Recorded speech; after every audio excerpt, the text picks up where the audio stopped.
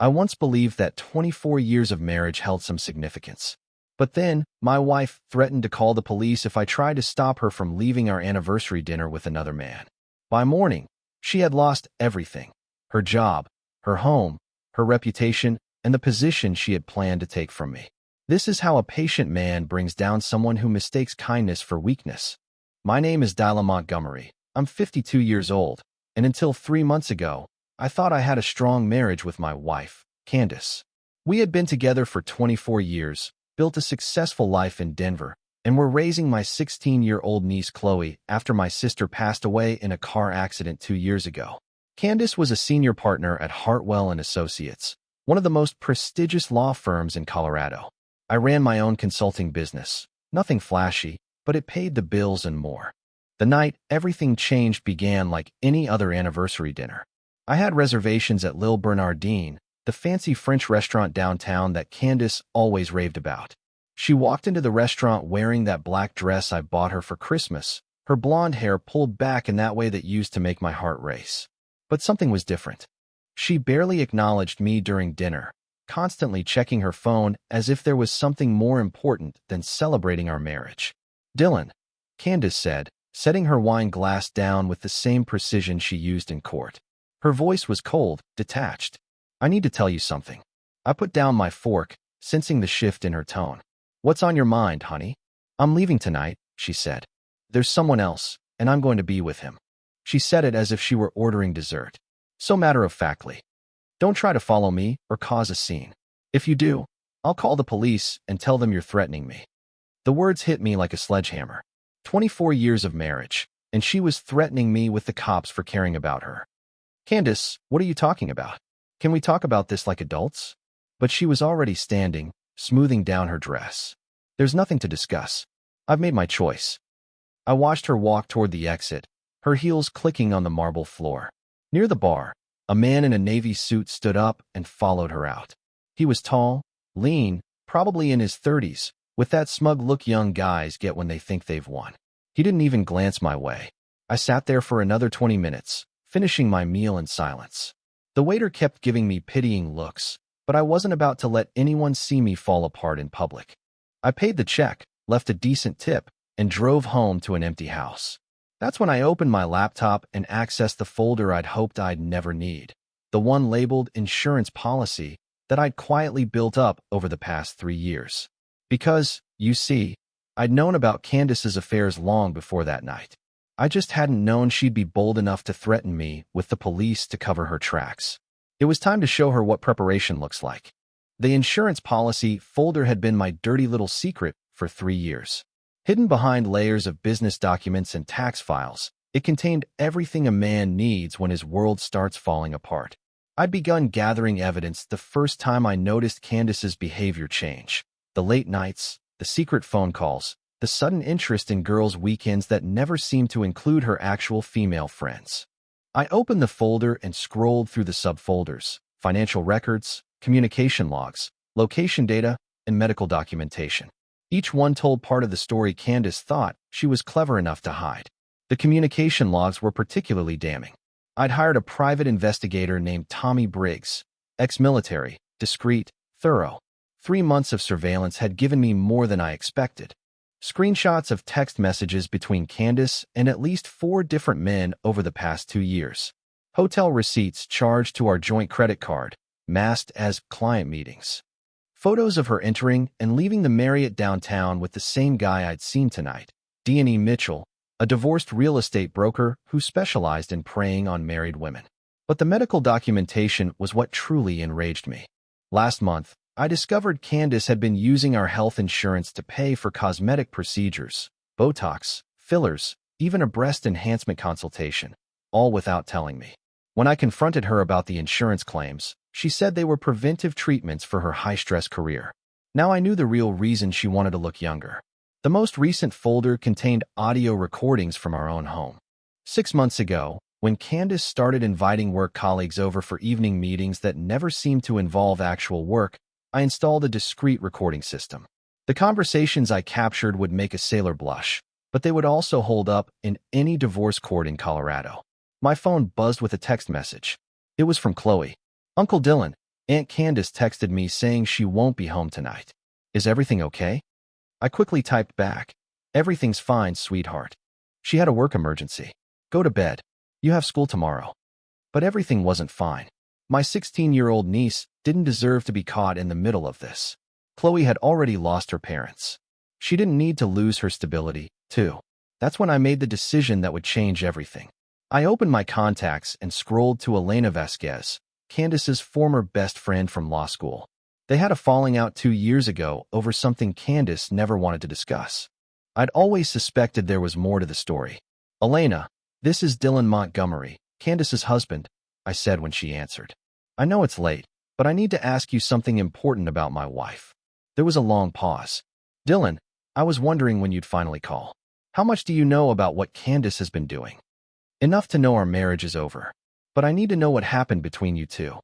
Elena's voice grew cold. She slept with my ex-husband while we were still married. It cost me my marriage and my friendship. I've been waiting 3 years for someone to finally see through her act. Elena, I think it's time we had a conversation. Elena Vasquez arrived at my house at 7 o'clock in the morning, carrying a briefcase and the same determined expression I had seen on Candace's face before she obliterated opposing counsel in court. But this time, that laser focus was aimed at my wife. Dylan, I've been waiting 3 years for this conversation, Elena said as she settled into a chair in my kitchen. Candace didn't just sleep with my ex-husband. She orchestrated the whole thing, seduced him at her anniversary party, then convinced him to leave me for her so-called friend from yoga class. I poured 2 cups of coffee, my hands steadier than they had been in months. Why didn't you tell me back then? Would you have believed me? You were completely under her spell. Besides, Candace threatened to destroy my law practice if I said anything. She had connections, influence. I was just starting out. Elena opened her briefcase, spreading photographs, text message printouts, and financial documents across my kitchen table. The evidence painted a picture of systematic manipulation that went far beyond simple adultery. Candace had been playing this game for years, targeting marriages and destroying families for her own amusement. There's something else you need to know, Elena continued. Your niece Chloe called me last night after you went to sleep. She's been recording Candace's phone conversations. My blood ran cold. What do you mean, recording? Chloe's been suspicious about her aunt's behavior. She set up a voice recorder app on her phone and captured several conversations between Candace and her boyfriend Dylan. They've been talking about taking Chloe away from you after the divorce. The protective instincts that had kept me going since my sister's death kicked into overdrive. Nobody was taking my niece anywhere. Chloe was my responsibility, my family, and I would die before letting Candace use her as a pawn in her twisted games. Where is she now? I asked. School. But she wants to meet with us after classes. She has something important to show you. I spent the rest of the morning reviewing Elena's evidence and cross-referencing it with my own files. The pattern was clear. Candace Pierce Montgomery was a predator who used her legal skills and social connections to manipulate people's lives. But predators make mistakes when they get overconfident. And my wife had just made the biggest mistake of her life. At 3:30, Chloe walked through the front door with the same purposeful stride that reminded me of her mother. My sister had been a fighter too. Uncle Dylan, I know what Aunt Candace has been doing, she said, pulling out her phone. And I know how to stop her. At 2:15 in the morning, my security system chimed with a motion alert. I'd upgraded our home security 6 months ago, installing cameras with night vision and infrared sensors that could detect a mouse crossing the driveway. What I saw on the monitor made me smile for the first time in days. D&E Mitchell stood at my front gate, fumbling with the keypad like a teenager trying to sneak into his parents' house. He was still wearing that navy suit from the restaurant, but now it looked wrinkled and disheveled. His hair stuck up in the back, and he kept glancing around nervously as if he expected someone to catch him. I grabbed my laptop and settled into the leather chair in my study, positioning myself with a clear view of all the security monitors. This was better than cable television. D&E tried the gate code 3 times before giving up and pulling out his phone. He was probably texting Candace, wondering why her husband's house wasn't rolling out the red carpet for her boyfriend. What he didn't know was that I'd changed all the access codes immediately after dinner, and Candace's phone was currently sitting in a drawer at the Marriott downtown, dead battery and all.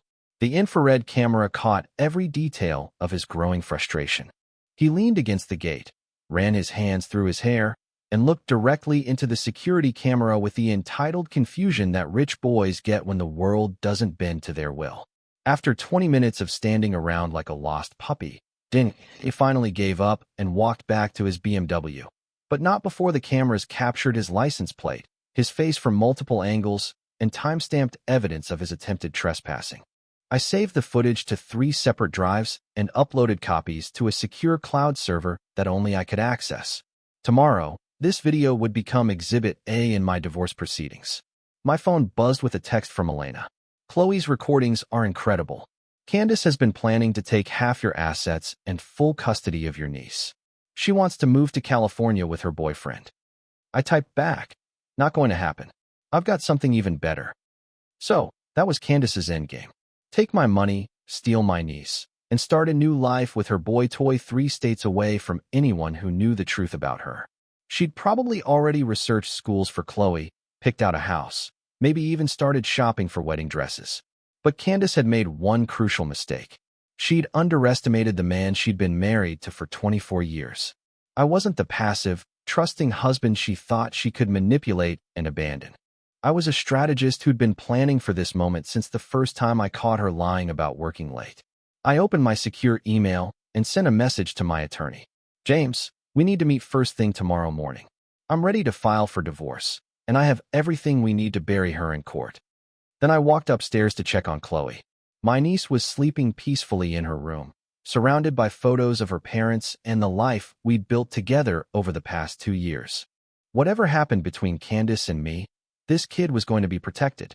That wasn't just a promise. It was a guarantee. Candace stumbled up our driveway at 6:30 in the morning, looking like a woman who'd spent the night learning hard lessons about consequences. Her black dress was wrinkled, her makeup smeared into raccoon eyes, and she carried her heels in one hand while fumbling for her keys with the other.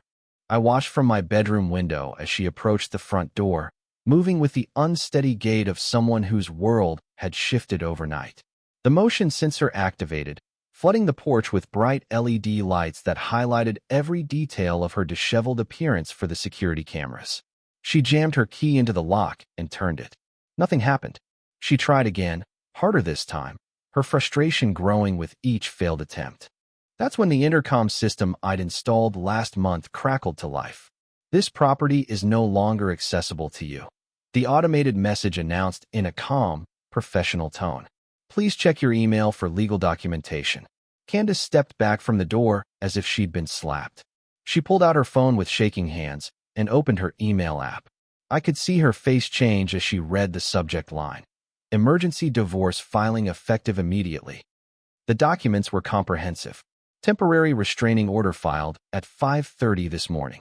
Freeze on all joint accounts. Emergency custody petition for Chloe based on evidence of parental unfitness. Asset protection orders for the house, cars, and business accounts. But the real shock came when she scrolled down to the attachments. Video footage of D&E at her gate. Audio recordings of her phone conversations with multiple men. Financial records showing her unauthorized use of our accounts for personal entertainment. Candace started pounding on the door, then moved to the windows, her composed lawyer persona completely shattered. Dylan, she screamed. You can't do this to me. This is my house too. But I wasn't home to hear her tantrum. I was sitting in my attorney's office across town, signing the final paperwork that would ensure she never set foot in our home again. James, how long before she realizes the full scope of what's happening? I asked my lawyer. Based on the timeline we established, she should be getting calls from her office within the next 2 hours. The anonymous tip about her relationship with clients was delivered this morning. My phone buzzed with the first of what would become many desperate calls from my soon-to-be ex-wife. I let it go to voicemail, just like she'd let our marriage go to waste. Dylan, we need to talk. Her voice came through the speaker, no longer cold and controlled, but pleading and desperate. Please answer your phone. We can work this out. 24 years of marriage, and now she wanted to work things out. Too little, too late. I turned my phone back on exactly 24 hours and 15 minutes after Candace walked out of that restaurant. The symbolism wasn't lost on me. 24 years of marriage reduced to 24 hours of silence before the storm hit. The screen lit up with notification after notification. Missed calls, 89. Voicemails, 34. Text messages, 156. My phone was blowing up nonstop, just like Candace promised it would when she discovered what I'd done in return for her betrayal. Candace had called 43 times. Her sister Jennifer called 18 times. My brother Mark, who always thought I was too good for her, called 12 times. Unknown numbers made up the rest. Probably Candace calling from borrowed phones when she realized I wasn't answering her direct calls. I scrolled through the voicemail messages like a man reading his own obituary. Message 1. Dylan, what the hell do you think you're doing? Call me back immediately. Message 8. Please. We need to talk about Chloe. She doesn't deserve to be in the middle of this. Message 15. Sobbing, incoherent pleading. Message 22. My lawyer says, you can't legally keep me out of my own house. This is harassment, Dylan. Message 28. Elena's voice, calm and supportive. Dylan, it's Elena. Candace showed up at my office demanding I help her. I told her exactly what I thought about her situation. Call me when you're ready. Message 31. Chloe's voice, strong and clear. Uncle Dylan, I'm at school, but I heard what happened. I'm proud of you for standing up to her. I recorded another conversation last night that you need to hear. The final message was from a number I didn't recognize. This is D&E Mitchell. I don't know what your problem is, man, but Candace doesn't deserve this treatment. You're being cruel and vindictive. I saved every voicemail to a secure folder, then called my attorney, James. She's starting to panic. How are things progressing on your end? Better than expected, Dylan. The firm placed her on administrative leave an hour ago. The evidence we provided about her relationships with clients was overwhelming. She's also been terminated from 2 charity boards after anonymous tips about her character came to light. I'd spent months building relationships with people in Candace's professional network, not to gossip or spread rumors, but to ensure that when the truth finally came out, it would be heard by the right people. What about the house? Title transfer completed this morning. You're now the sole owner of the property. She has no legal claim to enter or remain on the premises. My phone rang again. Candace's number. This time, I answered. Hello, Candace. Dylan, thank God. We need to talk face to face like adults. We are talking, Candace. This is me being an adult, taking responsibility for my family's future. I made a mistake, but we can fix this. 24 years means something, doesn't it? Yes, it does. It means I wasted 24 years on someone who never respected our marriage. I hung up and blocked her number. The war was just beginning. I walked into First National Bank at 9 sharp, dressed in my best suit and carrying a briefcase full of documents that would reshape my financial future. Margaret Stevens, our longtime account manager, greeted me with the professional courtesy she reserved for clients who kept substantial balances. Mr. Montgomery, I understand we have some account restructuring to discuss, she said, leading me into her private office. Margaret, I need to execute the contingency plans we established 6 months ago. Everything we discussed about protecting assets in case of marital dissolution. She nodded, pulling up our accounts on her computer. The numbers were staggering, even to me. 24 years of careful saving, strategic investments, and business growth had created a portfolio worth just over $2 million. The joint checking and savings accounts have been frozen as of this morning, per your instructions, Margaret explained. Your personal accounts, which were restructured under the family trust last year, remain fully accessible to you. That restructuring had been my masterstroke. When Candace signed those documents to consolidate our debt, she'd unknowingly transferred her ownership stake in our primary assets to a trust that named me as sole administrator. My lawyer had crafted the language so carefully that even another attorney might miss the implications on first reading. What about the house? Title transfer completed yesterday. You're now the sole owner. Mrs. Montgomery's name has been removed from all property records. The house had always been Candace's pride and joy. She'd spent countless hours redecorating, hosting dinner parties, showing off to her colleagues and friends. What she didn't realize was that her signatures on various refinancing documents over the years had gradually shifted ownership entirely to my name. Margaret, I need you to prepare cashier checks for specific amounts. I'm making some strategic charitable donations. This was the part that would really sting. I'd researched several organizations that supported betrayed spouses and children from broken homes. The Denver Family Recovery Foundation would receive $50,000 in Candace's name, specifically designated for their Healing from Infidelity program. Another $25,000 would go to the Colorado Children's Advocacy Center, again in her name, for their family stability initiatives. Sir, these are quite substantial donations. Are you certain about the attribution? Absolutely. I want Candace Montgomery's name associated with organizations that help people recover from the exact type of damage she's caused. My phone buzzed with yet another call from my soon-to-be ex-wife. I let it ring while Margaret prepared the paperwork. Mr. Montgomery, there's one more item we need to discuss. The car loan for Mrs. Montgomery's Lexus was tied to your business credit line. Since she's no longer employed, the insurance company has flagged the policy for review. Cancel the insurance and initiate repossession proceedings. The car was a company benefit she's no longer entitled to receive. That $90,000 luxury hybrid would be gone by the end of the week. Just another reminder that actions have consequences, and Candace was about to learn that lesson the hard way. By the time I left the bank, Candace Montgomery had gone from wealthy attorney's wife to financially powerless defendant in less than 48 hours. The Zoom courtroom felt like a gladiator arena where reputations went to die. Judge Patricia Henning presided over the screen with the no-nonsense authority of someone who had seen every variety of human selfishness pass through her virtual bench. Candace appeared in a small window on the left side of my laptop screen, flanked by her hastily hired attorney, David Brennan. She'd clearly spent what little accessible money she had left on professional damage control. Her hair was perfectly styled, her makeup flawless, and she wore a conservative navy blazer that screamed, responsible professional woman. But I could see the desperation in her eyes. Your Honor, Brennan began, my client has been unlawfully excluded from her primary residence and denied access to marital assets without due process. We request immediate temporary restoration of property access and financial support pending full proceedings. Judge Henning's expression remained neutral as she reviewed the documentation on her screen. Mr. Clark, please present your client's position. My attorney, Stephen Clark, had the bearing of a man who'd never lost a case he'd properly prepared for. Your Honor, we submit extensive evidence demonstrating that Mrs. Montgomery forfeited any claim to marital assets through systematic adultery, fraud, and attempted theft of family resources. The evidence presentation was devastating. Screenshots of hotel reservations charged to our joint accounts. Audio recordings of Candace laughing about my alleged ignorance while planning her escape to California. Video footage of her boyfriend attempting to enter our property.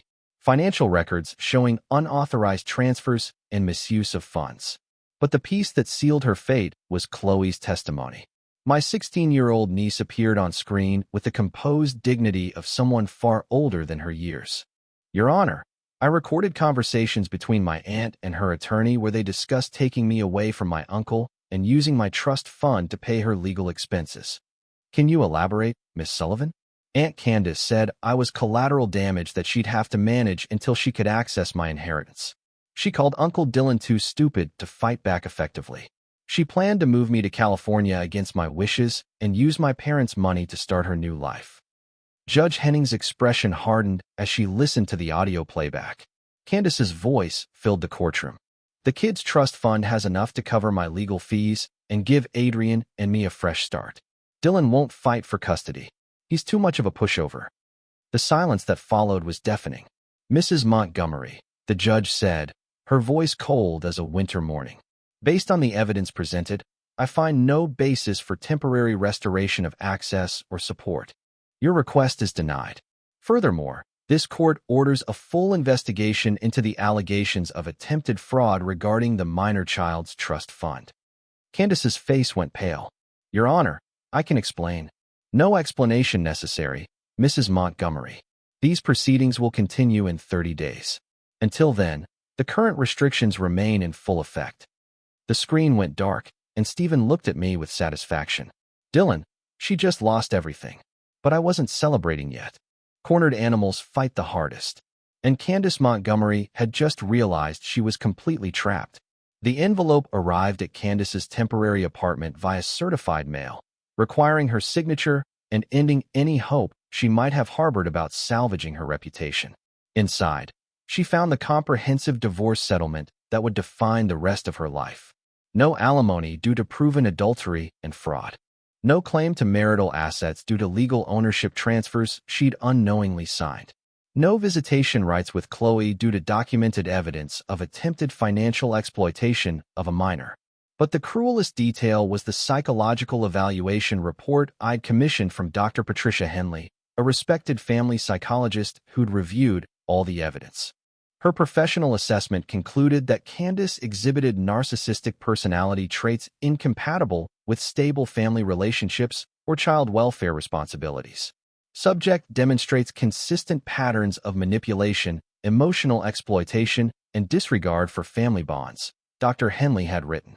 Her recorded statements about the minor child reveal a transactional view of relationships that prioritizes personal gain over child welfare.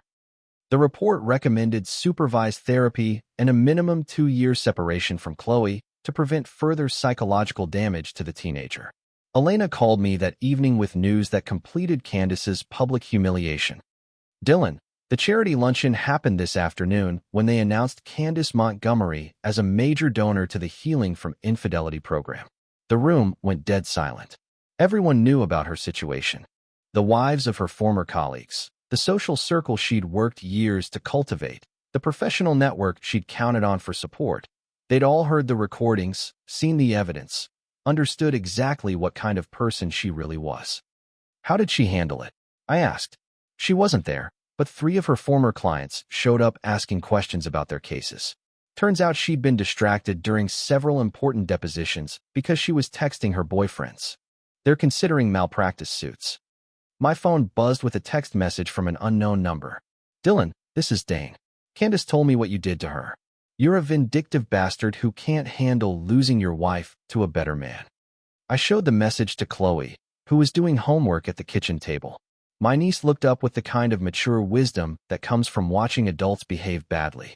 "Uncle Dylan, do you think she'll ever understand why this happened?" "No, sweetheart. People like your aunt never accept responsibility for their choices. They always find someone else to blame." Chloe nodded and returned to her homework. At 16, she'd learned more about character and consequences than many adults ever do. That night, I sat in my study reviewing the final documents. Candace Montgomery would receive nothing from our marriage except the clothes she'd taken and whatever money she could earn rebuilding her destroyed career. Everything else, the house, the investments, the business, the respect, belonged to the man she'd underestimated. I raised my glass of bourbon in a quiet toast to the future where strong men protect their families and weak people face the consequences of their selfish choices. 6 months later, I stood in the kitchen of our Denver home, watching Chloe practice her valedictorian speech for high school graduation.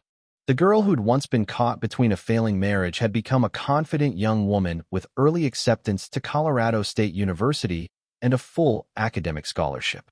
"Uncle Dylan, do you think Aunt Candace will try to contact me when I turn 18 next month?" I looked up from the morning paper, where a small item reported that Candace had been permanently disbarred after the malpractice investigation revealed a pattern of professional negligence spanning several years. "She might try, Chloe, but you'll be an adult who can make your own decisions about toxic people." The doorbell rang, and I opened it to find Elena Vasquez holding a bottle of champagne and legal documents. She'd moved back to Denver after her law practice in Portland expanded enough to open a Colorado branch. "Dylan, I have news. Candace's boyfriend, Dane Mitchell, was arrested yesterday for fraud. Turns out he's been running the same scam on multiple married women across 3 states. The FBI wants to interview you about his attempted access to your property." Elena had become more than just an ally in my fight against Candace. She'd become a trusted friend who understood the value of loyalty and honesty in relationships. "What about Candace herself?" I asked. "Working as a paralegal in a strip mall legal clinic, living in a studio apartment, driving a 10-year-old Honda. Her new boyfriend left her when the money ran out." I felt no satisfaction or downfall, just relief that she could no longer hurt the people I cared about. Chloe had thrived in an environment free from manipulation and emotional exploitation. She'd grown into the kind of strong, principled young woman her parents would have been proud to see. That evening, as Chloe studied for her final exams and Elena helped prepare dinner in our kitchen, I realized something important. I hadn't just survived Candace's betrayal. I'd used it to build a better life for the people who actually mattered. My phone sat silent on the counter.